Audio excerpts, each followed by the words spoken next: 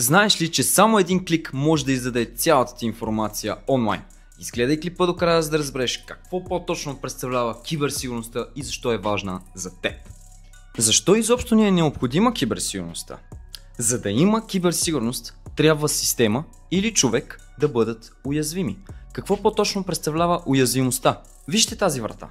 Когато тя е отворена, абсолютно всеки един човек може да влезе. Това се нарича уязвимост. Пролука в стая, устройство, профил. Няма никакво значение. Когато тази врата е заключена или има решетка, това е доза сигурност. В дигиталния свят това може да бъде вашата силна парола, 10-12 знака, специални символи, цифри, малка, голяма буква. Знаете за какво става въпрос, като следите моя канал.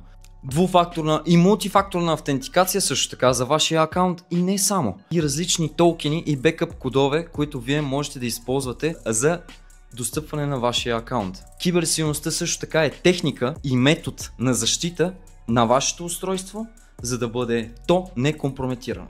Последвай за още факти и интересни теми относно киберсигурността и тази тема. Коментирай, ако има нещо интересно, което на теб те засяга, за да можем да го коментираме в клип. Благодаря ти, чао!